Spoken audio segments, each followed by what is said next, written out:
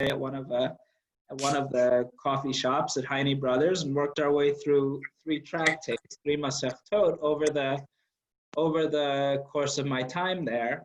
But this is going to be a different type of Talmud study. How many people here have studied Talmud before? I see a sort of a hand. Sort of a hand. Okay, so we got. I see a more confident hand, who is a little embarrassed to admit it. So when we think of people studying Talmud or Gemara, you think of yeshiva students engaged in intense legal debates over whether or not the chicken is kosher or something along those lines. But the Talmud is really a fascinating collection of books because it works like a stream of conscience. And just as background, the Babylonian Talmud was compiled around the year 500 of the Common Era in Babylonia.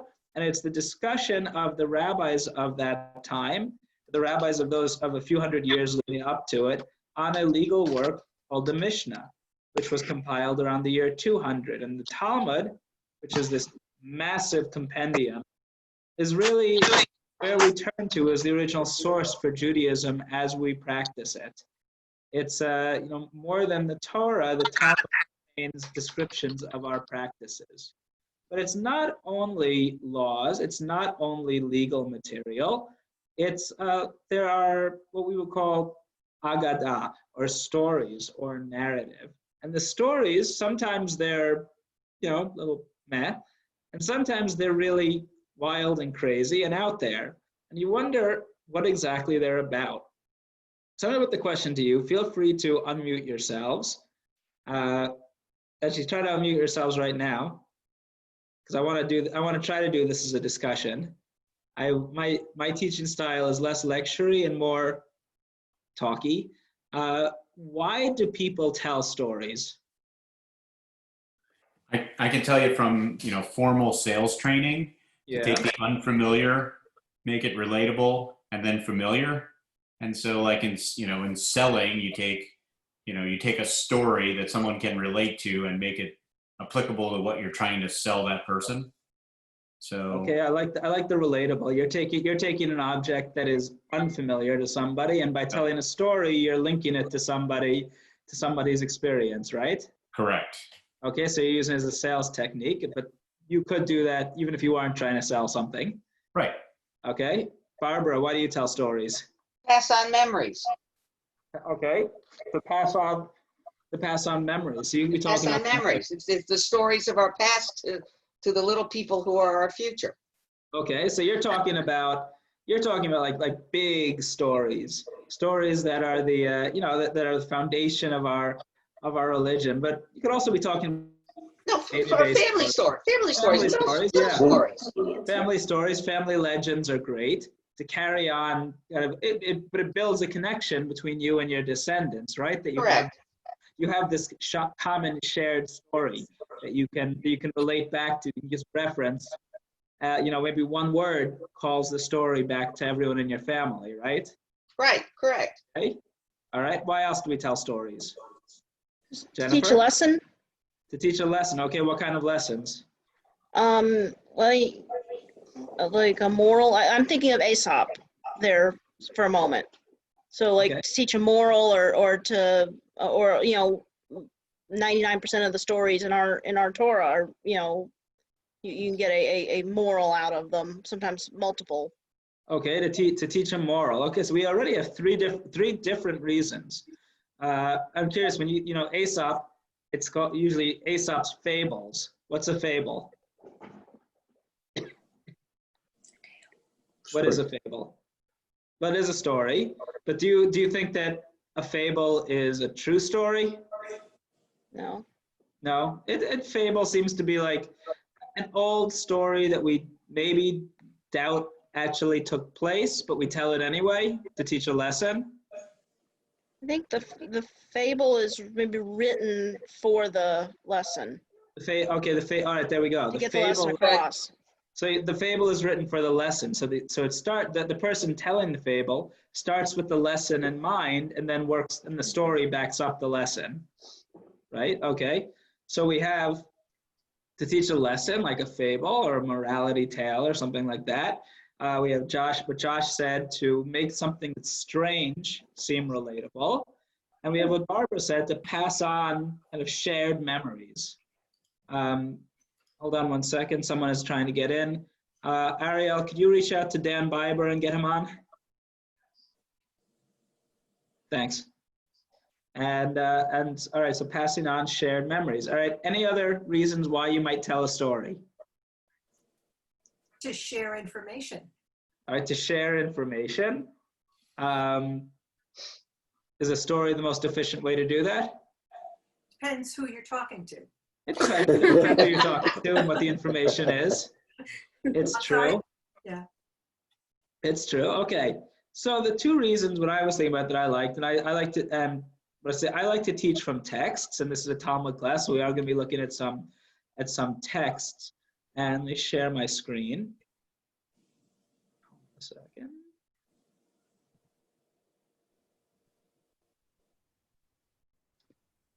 Okay, so I like these two quotes. Can people see my screen? Grab my head, put my glasses on. All right, well, I'm going to read them out loud. I'm going to read them out loud. The first one is from Jonathan Gottschall in his book. This is the thesis of his book, The Storytelling Animal. Human beings are natural storytellers. They can't help telling stories, and they turn things that aren't really stories into stories because they like narratives so much. Everything, faith, science, love, needs a story for people to find it plausible. No story, no sale. So Josh, that goes right to your point, even down to the sale part. I didn't take sale literally when I read this quote, but you made it literal. And so the idea that it makes it more relatable than conveying factual information. To tell a story is something that people can understand. Second one, from Frank Rose, The Art of Immersion, Why Do We Tell Stories? Stories are recognizable patterns, and in those patterns we find meaning. We use stories to make sense of our world and to share that understanding with others. They are the signal within the noise. So powerful is our impulse to detect story patterns that we see them even when they're not there. So this I don't really think anyone touched on yet. We tell stories to help us explain the world around us. But maybe that's similar to Jennifer's comment about the moral. But can you think of an example of a story that explains the world around us? Something that we wouldn't, the story, strange phenomena that a story tries to explain. Well, I mean, the whole Passover story is to explain how, the Jews came out of Egypt, and it's the kind of the classic story. Well, that's our most classic story. It does explain how we got out of Egypt. I would say that story is about delivering a moral lesson, is about the desire for freedom, the fight for freedom. And ultimately, for us as Jews, that teaches the moral of why we care for the outsider, why we treat other people with respect, because we were slaves in Egypt and we were freed. It's repeated over and over again. Trying to think of another. Can you think of a story that explains something? Jennifer, what do you think? The creation story. There we go, the creation story.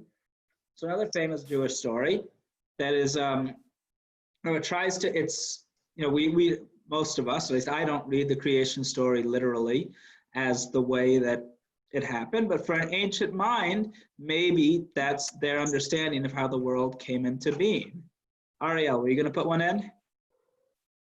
Yeah, I remember a fable from Ramah that they told us about how the stars were created, about how all the animals all fought and God threw a big blanket over the sky, and how they had to work together to pull the blanket off of the sky, and a hummingbird created little holes in the blanket. This is what I remember, and that's how I taught my children about the stars in the sky. But you remembered it. That's the point. I do. That's why stories are memorable. Okay, so we have a number of possible reasons to tell stories, some that you put forward, some that I put forward. So we're going to look at some of the stranger stories. There are a lot of stories in the Talmud, but I picked a few that I particularly like. Some of them are weird. And we're going to see what the Talmud is going for with these particular stories. The first one is not weird. The first one is there's a little bit of theology, and I like it. I actually really like it. And let me share my screen again.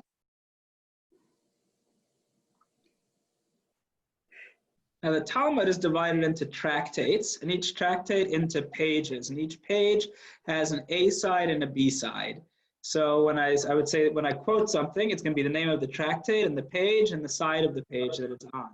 So the first one comes from tractate known as brachot, literally blessings. And it's this tractate that teaches us a lot about our prayers. A lot of the things that we pray in the Siddur, we learn about in brachot, specifically the Shema, the guidelines for reciting the Shema and the Amidah, they come from brachot. And this story is partially a story, partially a teaching, but the Gemara asks a question: what does God pray? So it makes an assumption there that it backed up earlier that not only people pray, but God prays. So God up in heaven, while we're praying to God, God is also praying. Now God's not praying back at us. God is praying to God's self. And one rabbi, Rav Zutra Bar Kovia, said that, quoted another rabbi, quoted Rav as saying, God says, may it be my will that my mercy will overcome my anger toward Israel for their transgressions. And may my mercy prevail over my other attributes through which Israel is punished. And may I conduct myself toward my children Israel with the attribute of mercy. And may I enter before them beyond the letter of the law. So this rabbi is assuming to know what God says to God's self, which is a pretty private thing. I don't know what any of you say to yourselves, the way you talk to yourselves. I certainly don't know what God says. This rabbi is making a bold statement. Now, he has no idea what goes on in God's mind, but he's making an assertion about what God is about. Now, stop the share for a second.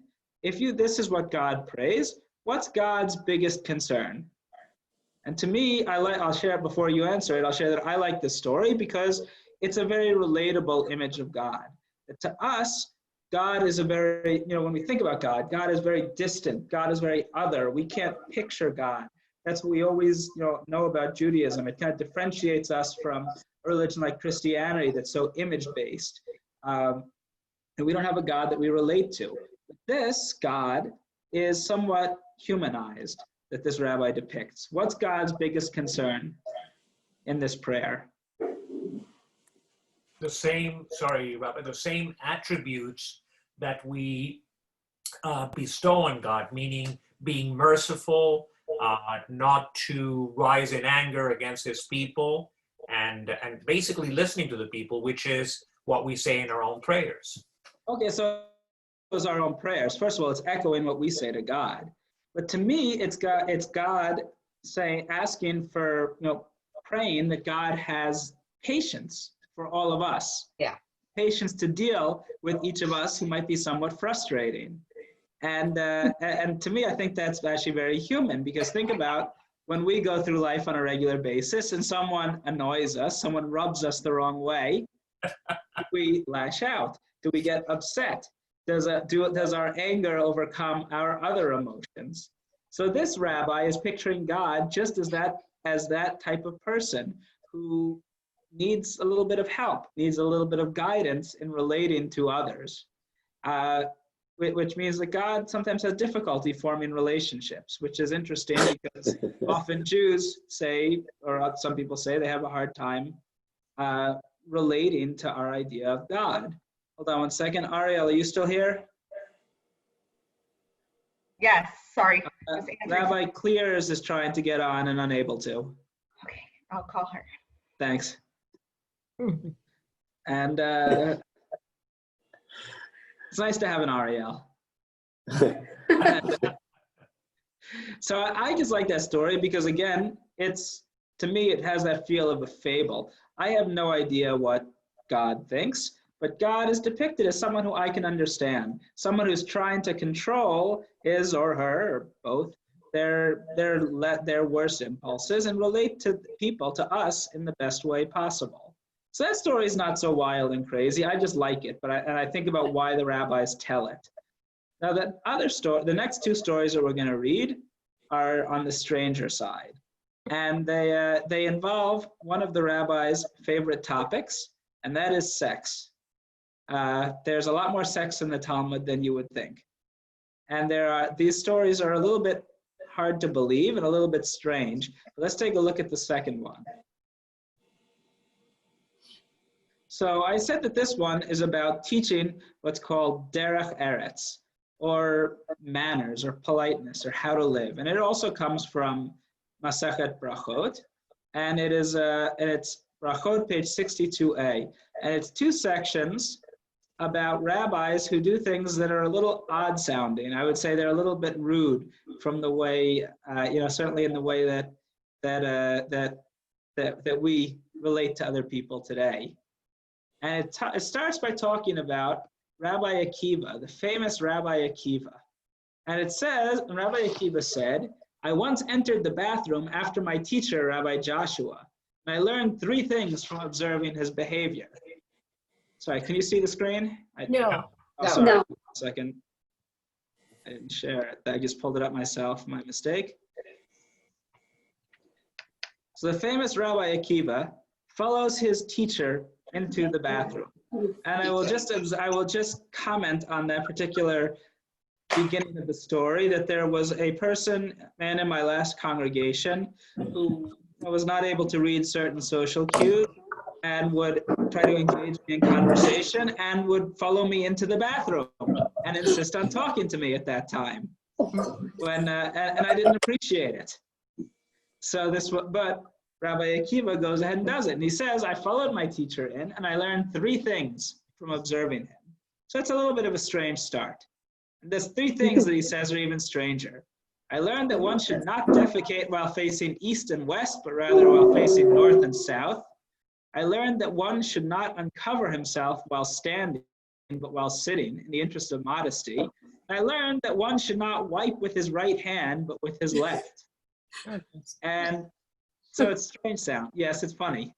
And Ben Azai, another rabbi, says to him, now the words are a little bit mild, but he says, you were impertinent to your teacher to the extent that you observed that much? In other words, what were you thinking following him into the bathroom and spying on him?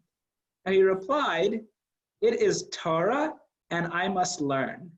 Or this too is Torah and I must learn. So what do you think that means? What do you think Rabbi Akiva's answer means? What do you think? I would not have a clue. Anything is allowed? Well, it's not that anything is allowed. Actually, I think it's somewhat of the opposite. This is Torah, and I must learn it. So what is Torah?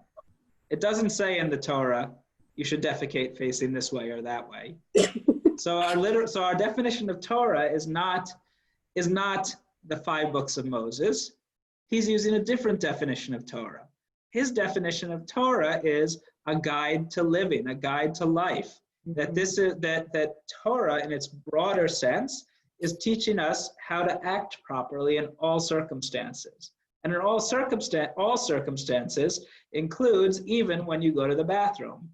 So it's just a strange story, and he's explaining it back. Now, these particular customs that he mentions, those might have had something to do with, might have been the way they did things in Babylonia at that time. Good. And got on, and Rabbi Clears got on, and Mercy got on. Good to see you. Marcy got on, sorry. And welcome. And they're thank you, Ariel. So let me pull this back up.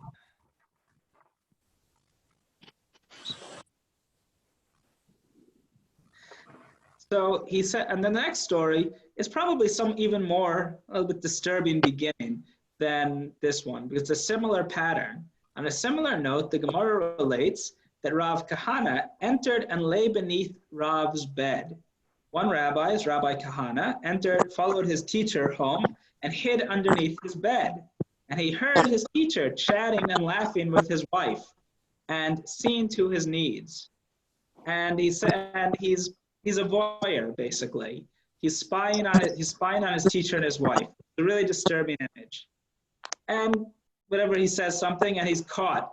And his teacher again, very mildly says, leave as this is an undesirable mode of behavior. Probably if I found someone spying on me like that, I would have a stronger reaction. But he responds to him again, it is Torah and I must learn. So what do you think he means? What do you think this rabbi means by it? There are ways to behave even between husband and wife. Right. There are ways to behave between husband and wife, and that this is Torah. And that, again, Torah, the strict definition of Torah is not what's written in the 5 books, but is the interaction between people. And I'm trying to learn from you how to relate to my wife.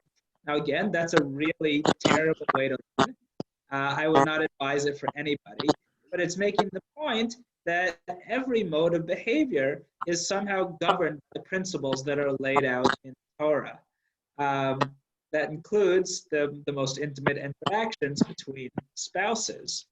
So to us, the story sounds really bizarre, and I'm going to guess even to ancient readers, this story sounded strange, but they make it sound so strange for the point of drawing this particular lesson that in every area that we're in, there's a specific way to behave. There's a way to treat. In the second case, that there is a way to treat people, and that we can learn it somehow from Torah. So at the beginning, when I asked you to say why we tell stories, which category do you think this falls into?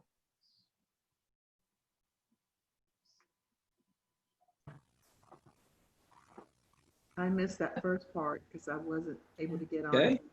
the class.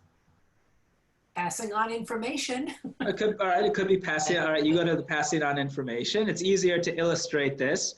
It's easier to illustrate what you're saying than by a story than just by saying what I just said. There are rules that govern the way we treat people. Okay. Yeah, it could be that. It could be the moral of the story, that everything, that probably similar. This is Torah and I have to learn it as well, and the story works backwards. Could be something like that. It could be Making things relatable. making things relatable. That's right. And it's kind of funny. I went to yeshiva high school, as I probably told people, and the rabbis who taught there tended to be on the younger side, although I'm probably older at this point than many of them were when I had them as teachers in high school. And they wanted the students to relate to them. They wanted the students to feel like they could ask them questions, which meant they would open things up to questions. And invariably, as high school students do, boys and girls had separate classes for Judaic studies, and inevitably someone would ask a question that really had no place being asked in a class to a high school teacher, and the class went downhill from there really quickly. The lesson being, don't try to be so relatable that you lose control of the class and get into areas you don't want to talk about. But that was their mistake. But the Talmud has, says that you can go these directions. Okay, now the next story, we're going to look at 4 stories in all tonight.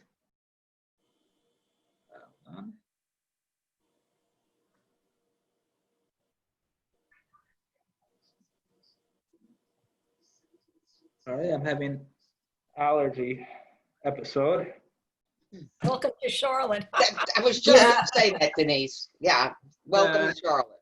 Louisville is in the Ohio River Valley, so I'm used to this. I didn't have these problems before Louisville, but thankfully it's just nothing more serious than that.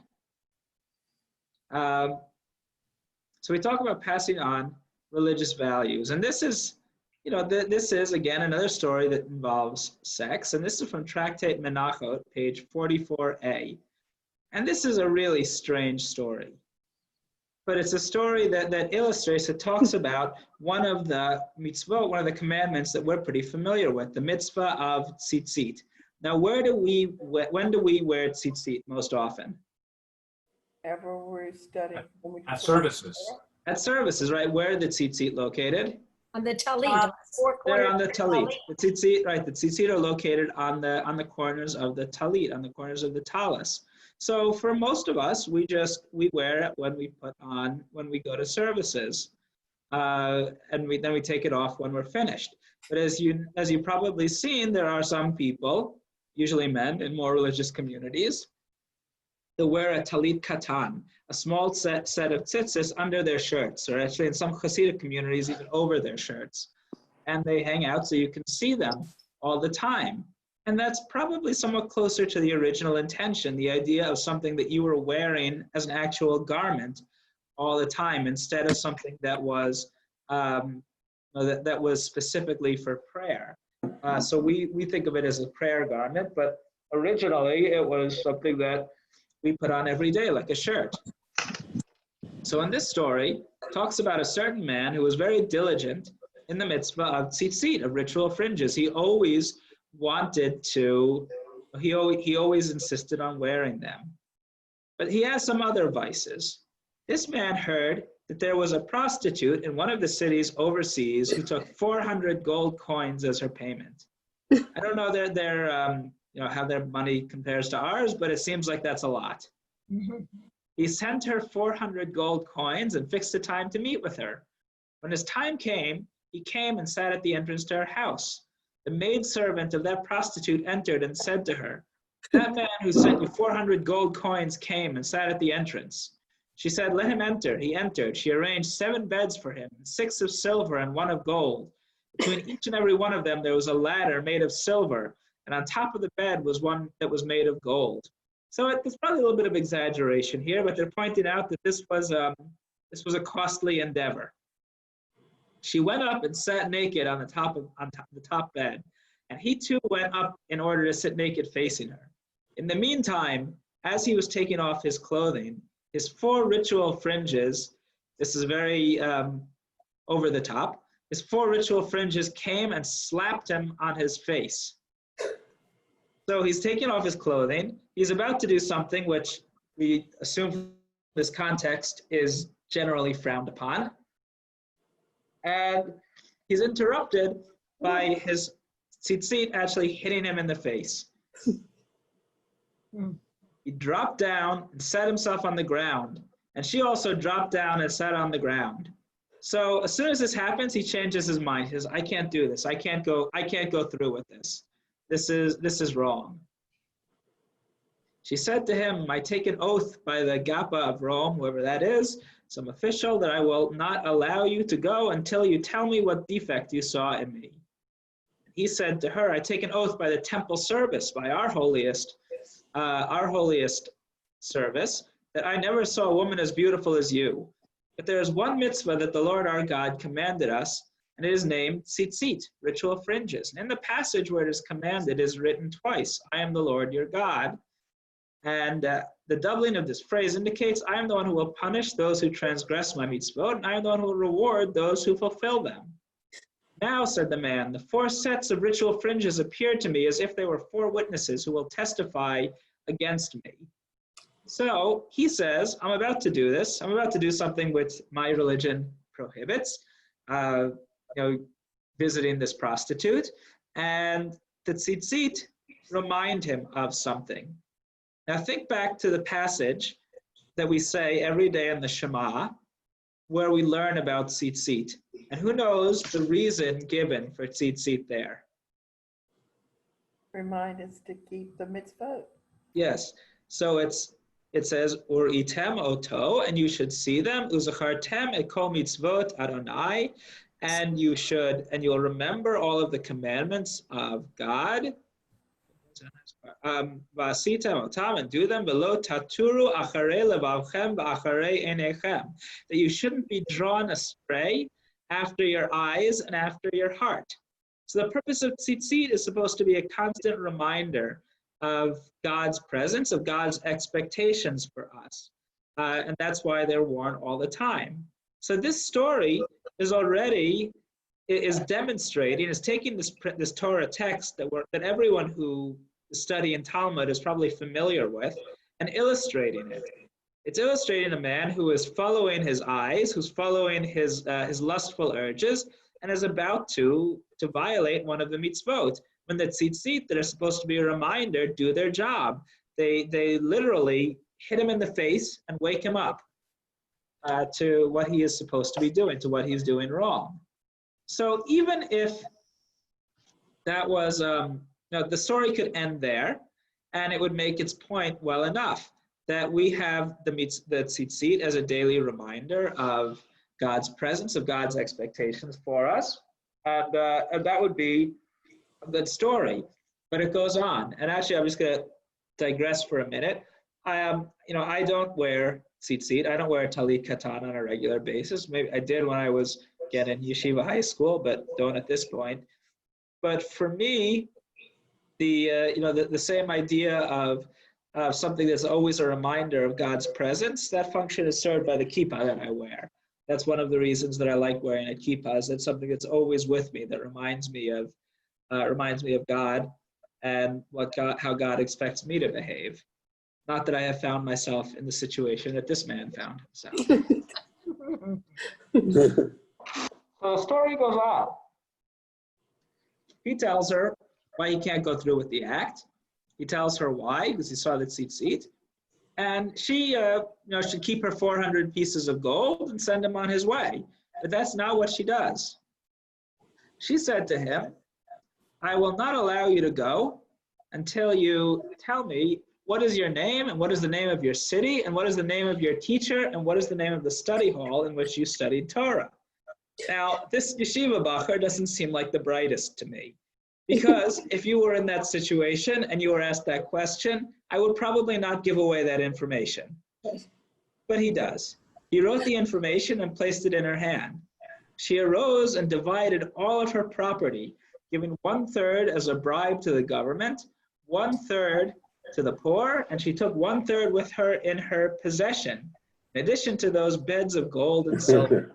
Okay, so basically, she gives up her profession that's made her very wealthy, gives some of her money to taxes, gives some of her money to charity, to tzedakah, and takes the rest with her because she is inspired by this man. She takes these things, she comes to the study hall of Rabbi Chia and said to him, my teacher, instruct your students concerning me and have them make me a convert. So she goes to Rabbi Chia and says she wants to convert to Judaism. Rabbi Chia said to her, my daughter, perhaps you set your sights on one of the students. And that is why you want to convert. He's a little bit skeptical of her. She took the note the student had given her from her hand and gave it to Rabbi Chia. He said to her, go take possession of your purchase. Those beds that she had arranged for him in a prohibited fashion, she now arranged for him in a permitted fashion. In other words, she converts to Judaism and she marries the very guy who went and inspired her to convert to Judaism. So it's a strange story. It's a fairy tale. It's a fairy tale, right? Okay, so what are the lessons the rabbis are trying to get out of this story? There are a few of them. What do you think they're trying to teach?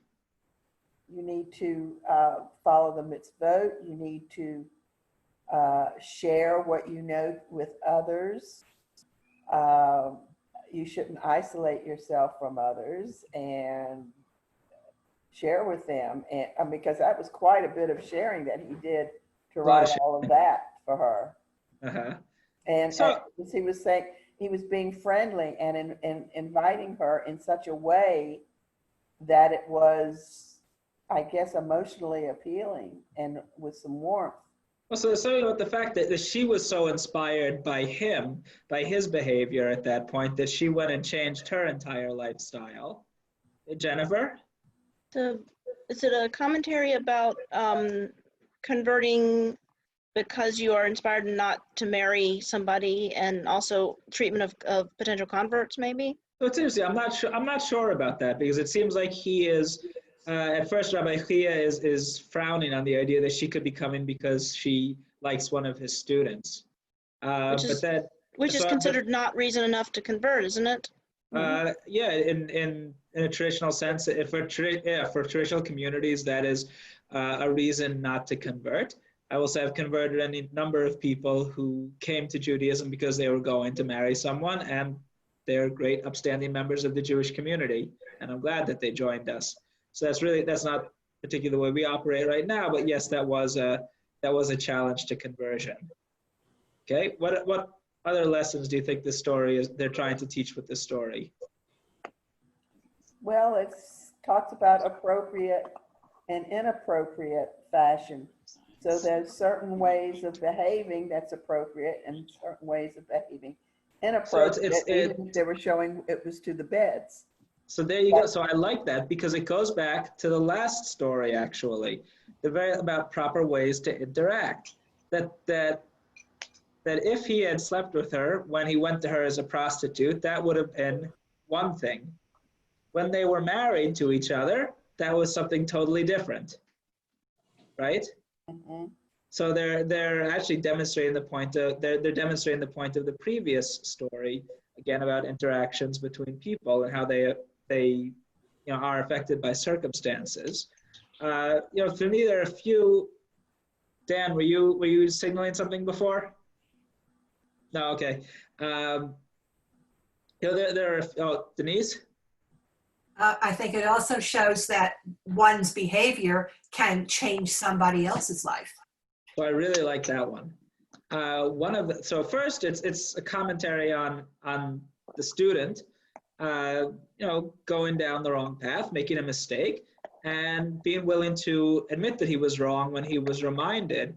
But it's also supposed to be encouraging because it's this woman who committed herself to being the most expensive prostitute in the world, who's inspired by seeing somebody who acts righteously, who's willing to follow his principles, even at great personal expense to himself. So I don't know, is that a lesson for her or for him? What do you think? It's for both. Oh, I have a question. Yeah. Why the third of her money for a bribe to the government?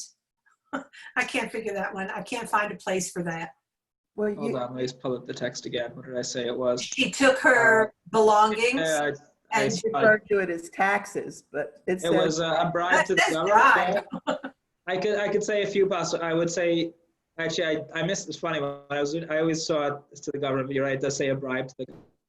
What I would guess is that there were certain rabbis who interacted with the Roman government, and they often had to bribe them for things.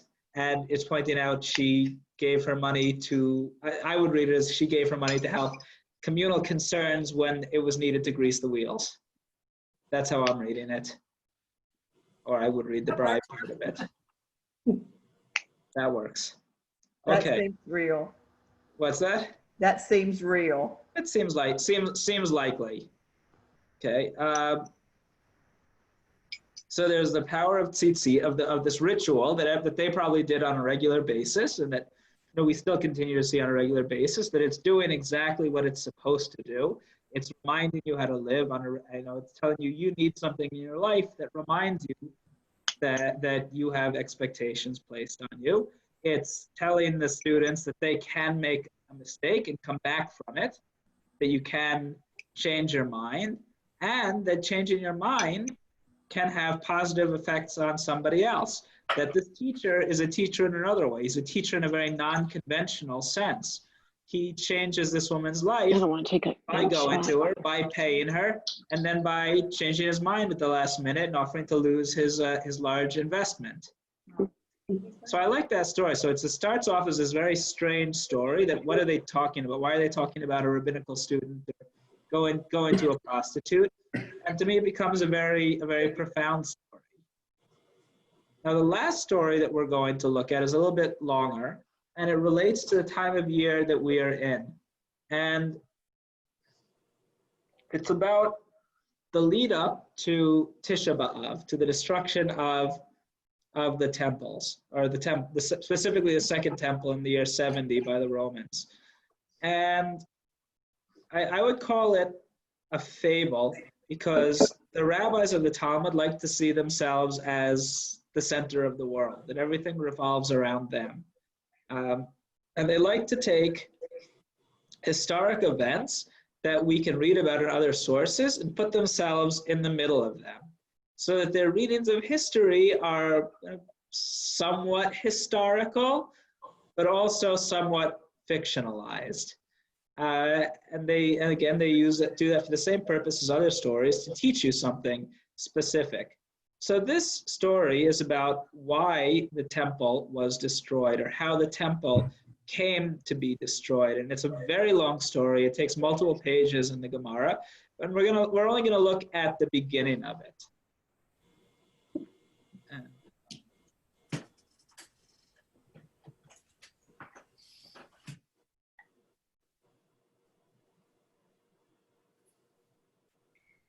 And it is from, I called it politics, because it also relates to it relates to Roman politics and to inter-Jewish communal politics, which are often more frequently messy than anything else. And it starts off with the statement: Jerusalem was destroyed on account of two men, Kamsa and Bar Kamsa. We don't know anything about them other than they have very similar names. Kamsa is one guy's name, and Bar, literally the son of Kamsa, is the other guy's name. Probably not father and son, but very close sounding names. So the Gemara explains why was Jerusalem destroyed on account of Kamsa and Bar. There was a certain man whose friend was named Kamsa, and whose enemy was named Bar Kamsa. So he likes Kamsa, he hates Bar Kamsa. Confusing. He once made a large feast and told his servant, "Go invite my friend Kamsa." The servant went and mistakenly brought him his enemy, Bar Kamsa. So the wrong person is invited to the feast. The man who was hosting the feast came and found Bar Kamsa sitting at the feast. The host said to Bar Kamsa, that man is the enemy of that man. In other words, you are my enemy. What do you want? What are you doing here? Get out of here. So he sees that the wrong guy was invited, and he makes a scene. He demands that he leaves. Bar Kamsa said, since I've already come, let me stay. I'm here, don't make a scene, don't make a stink out of it. I'll even pay you for whatever I eat and drink. Just please don't embarrass me. I don't want to be thrown out of this party. So it seems to me that seems like a pretty good deal for the host, whose name we don't know, but it's not good enough for him. He says, no, you have to leave. Bar Kamsa said to him, I will give you money for half of the feast. Just do not send me away. So the offer gets better. The host said to him, no, you must leave. Bar Kamsa then said to him, I will give you money for the whole feast. Just let me stay. The host said to him, no, you must leave. So this host, you can tell how much he really hates Bar Kamsa. He's passing up a great deal. Bar Kamsa offers to pay for the whole feast, but he hates him so much that he is making him leave, that he's going to pass this up.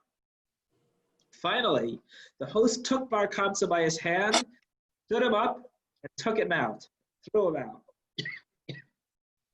So he embarrasses the guy, exactly what he didn't want. He didn't want to be thrown out of the party, but that's exactly what the guy does, just because he didn't like him.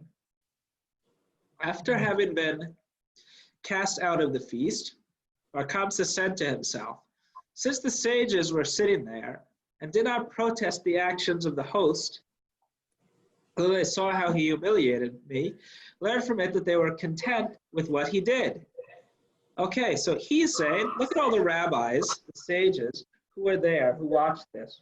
They watched this guy embarrass me, and they did nothing about it. They didn't stand up for me.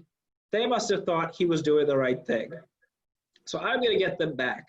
I'm going to get my revenge on them. I will therefore go and inform against them to the king. I'm going to rat them out to the Roman Empire, to the Roman emperor. I'm going to get them in trouble. So he went and he says to the emperor, the Jews have rebelled against you.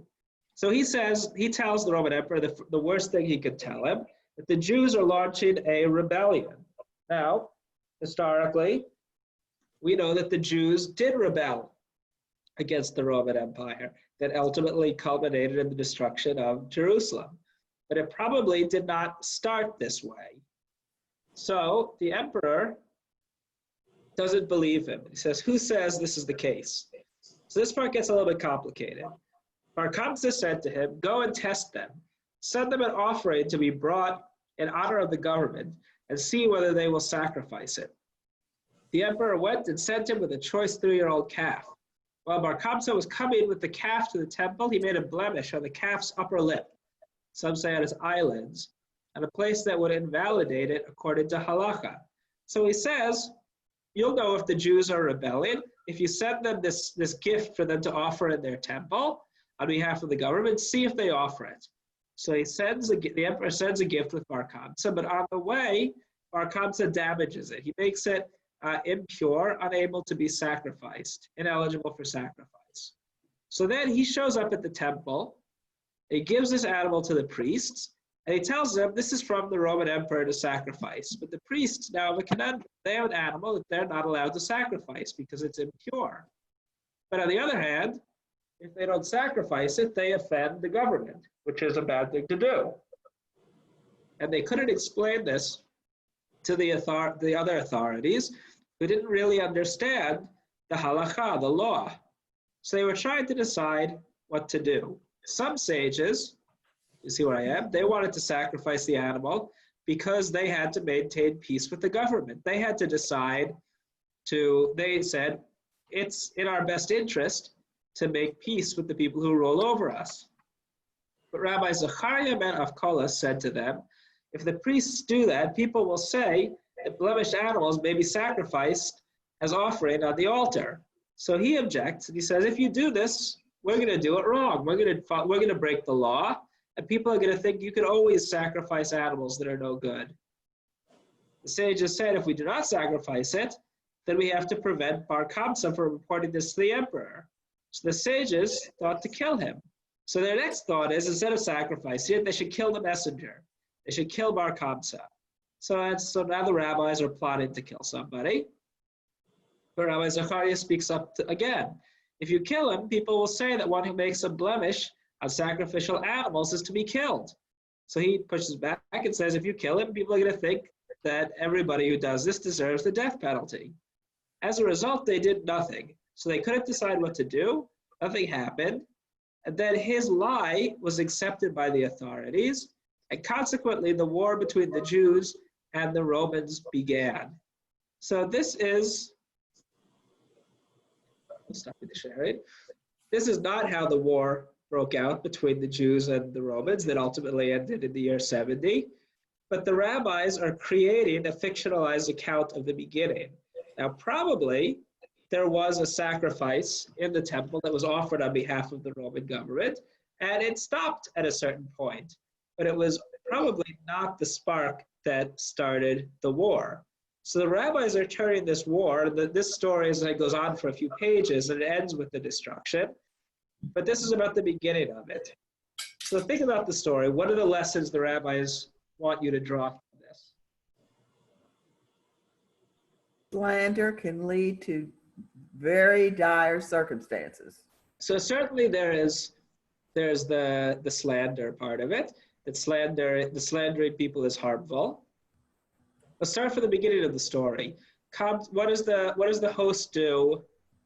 What does the host do to Bar Kamsa? Right, you should not embarrass, exactly. You should not embarrass other people, particularly in front of others.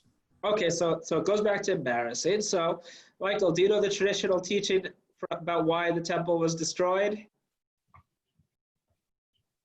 Because of sinat chinam, because of baseless hatred, the way the people treated each other in ancient Israel. So their hatred of each other, their mistreatment of each other had serious consequences for the entire people. It was a societal problem. Now the rabbis are using this to illustrate how that worked. The hatred of each other led to this war. Okay, so that's the first part of it, is the way that he treated Bar Kamsa. Also, the way the sages sat there and did nothing. Nothing. Okay, so the sages. That's the worst thing you can do. I mean, if there's an injustice happening, or I don't know if this is exactly an injustice, but if something is going on that you can put a stop to, and you do nothing, it never ends well. Okay, so the sages are cast very poorly here. The sages have a few different moments here. The first is that they watched Bar Kamsa be humiliated and they did nothing. What else did the sages do in the story? They questioned whether or not to accept the sacrifice. Okay, what do they ultimately do? They kind of blew it off. They blew it off, and then they have another suggestion. It's not a good suggestion. Let's murder him. That's a poor suggestion. That doesn't sound great either. But ultimately, they do the same thing they did at the beginning. They sit around and they do nothing, right?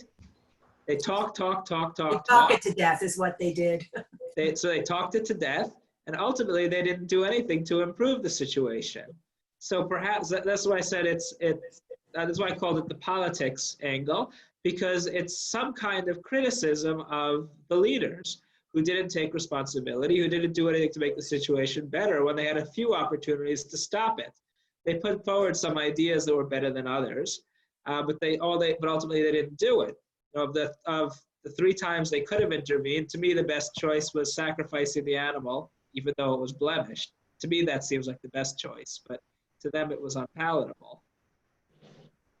Okay, any other lessons from this story? Along that same line, does it comment on following rules for the sake of rules and where there might be exceptions? So that's an interesting one. So because there are 2 examples, again, the one about the sacrificing the animal with the blemish and about murdering him, there are rules. I'm wondering if the circumstances call for an exemption to those rules, and understanding that it is done for this particular reason and not other reasons. I would say actually that's a halachic reasoning that we are using a lot right now, as when we're all locked in for pandemic. Certain things that we didn't do before that we do now because we need to, and it's a different circumstance and we need to respond to it. Like so you're right, the rules for the sake of rules. Yeah. What did you say? Didi, what did you say? Like using Zoom on Shabbat. Yeah, like using under Zoom. normal circumstances, that would not be acceptable, but Yeah. the current So environment. I go back to that one as the biggest. Yeah, that's the circumstances really call for it. Or making a virtual minion. Yeah, making a virtual minion is by now it might be something that we all take for granted, even a few months into this, but it wasn't a few months ago, and it would have been inappropriate before that. But it made sense for the circumstances that we were in. So that's another lesson from this, is that we have our rules, but we also need to understand when they need to be pushed a little bit. Any other lessons from that story they could be going for? Marcy? It takes me back to a lot of what's going on now in our current politics is the collateral damage of one incident. And look at the collateral damage when the temple was destroyed. Okay, I like that. Damage, just that one incident, one very public incident could have a lot of collateral damage that goes beyond that particular incident. And it lasts for years and generations. It lasts for a very long time. That there's ultimately what the story is saying is that Jews were in exile for millennia because this guy threw Bar Kamsa out of his feast. Rabbi? There's something interesting also in this story about the depiction of the Bar Kamsa, who is the very worst enemy of the host of the lavish party. It turns out that Bar Kamsa's behavior during the party, at least, is certainly not is more exemplary and positive behavior than that of the host. The host is the one who's behaving egregiously. Subsequently, Bar Kamsa manifests the behavior of somebody who deserves being an enemy because he takes revenge. But at the beginning in the party, he's not really the typical enemy. He doesn't play that role of somebody who's negative and hostile and deserving of being called an enemy. And so I think that maybe there's a couple of lessons in there from the rabbis. Maybe one of the lessons is that each one of us can, at any moment in our lives, decide that we want to behave like either a friend or an enemy. And whether we are called friend or enemy is really completely dependent on the way we, not completely, but can be dependent on the way we present ourselves, the way we behave, the way we interact. So that's one lesson that I think that we can. I like it. The fact that he was described as an enemy, but really he could have gone either way at the beginning. Yeah, most definitely. That if the host had given him a chance, he didn't have to be an enemy. Right. So I think that there's also a political lesson in there, right? Because we tend to name enemies and become, rally the troops to defeat the enemy, and we justify killing the enemy and doing horrible things because, of course, we're saving ourselves from the enemy who's going to do the horrible things to us. But in reality, when it comes down to it, who are the enemies? They're just other human beings, just like us, who sometimes make good choices and sometimes make bad choices. I like it. I think that humanizing, and a bit of it maybe, is that we need to stop demonizing the people that we call enemies, and maybe learn and figure out a way to listen to them and humanize them more, so that we can figure out a way to resolve all of these conflicts. I like it. It's a reminder that the guy who's described as an enemy just has his own feelings. He doesn't want to be embarrassed. That's all he's asking for. And that's all he had to give. And so the lesson for us is that if there are people we could consider enemies, maybe their request, maybe what they need from us is a little bit of respect. Mm-hmm.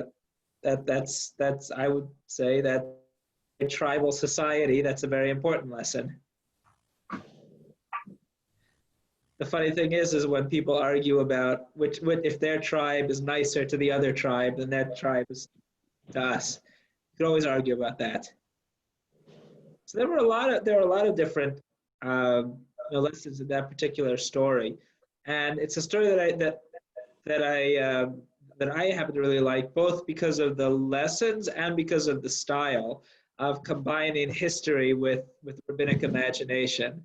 It's taking something that every Jewish person knew happened. There was a war against Rome.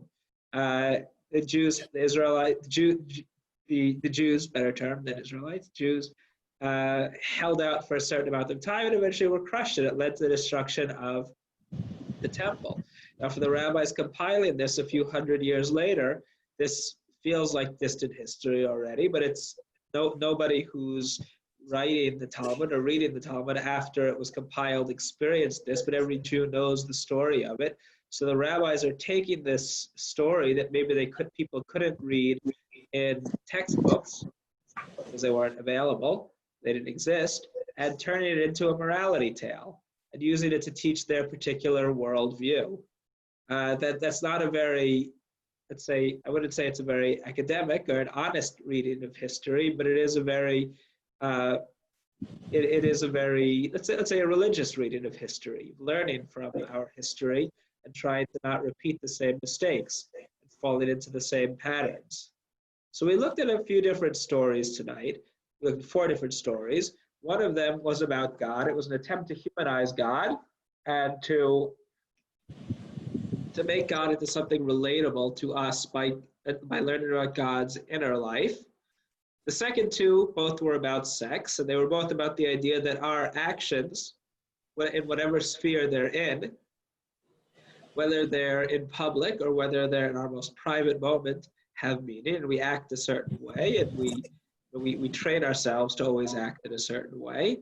And the final story is this national historic story that takes our what was for a long time the greatest tragedy in Jewish history. Before there was a Holocaust, the destruction of the temple was considered to be the worst thing that ever happened to the Jews, the exile. And it turns it into a story of teaching us how to behave better and how to relate to other people. So I find them to be, all good stories. And but I also recognize that reading them completely literally misses the purpose of what they're trying to say. So when I study Talmud and I come across a story like this or like any of these, I try to think, what are the lessons that we draw from it? What are the rabbis trying to teach? Not, did this story happen? Do I believe that this story happened? I think that's the wrong question to be asking about the stories. I would rather laugh at the stories that are humorous, even if they're not really our style, and see them exactly as an opportunity to learn what the rabbis are trying to teach us. So thank you all for participating tonight. Do you guys have any questions or any stories you want to share? Marcy? I just remember really when I was first learning about Judaism, I always wondered, once I started learning about the stories in Torah, that you learned that there must have been a lot of other stories that were never included. And you wondered why these were chosen. What was the reason that these particular stories were chosen above a bunch of others? Because you know that over the centuries, there had to have been other stories that were considered to be included. Well, I wondered about how, what was the reasoning, what was the lesson that they were trying, to me, it was always included because it was something to be learned from that story. So it's interesting that, that this is not, we're not talking about the Torah, we're talking about the Talmud. The Talmud is later. The Torah, but the same thing holds true when we talk about stories in the Torah. First of all, you're right that the Torah is a collection of stories, and based on the fact that it's a collection of these different stories, we know that there were other stories from the same time period that didn't make it in. There are holes in the text of the Torah as well. There are parts of the stories in the Torah that are missing. What did Cain say to Abel before he killed him? It cuts off in the middle of the story, and it's missing. So we know there were at one point more parts to the story that we don't have. There were similar stories out there, and you wonder what did my belief in the Torah is that it's a compiled document. It doesn't make it less holy in my eyes. It just understands it differently.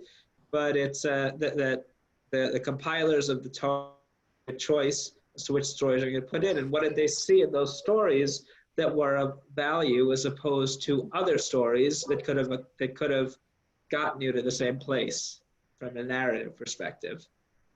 So that's true with the Torah. Again, the stories of the Torah, the way I read them, not as straight narrative, but as what do we learn from them. And as a rabbi, I think that's a large part of delivering a Dvar Torah, delivering a sermon, is taking a story or a section of the Torah and teaching something from it. Hence the Midrash. Yes, which I like to quote a lot.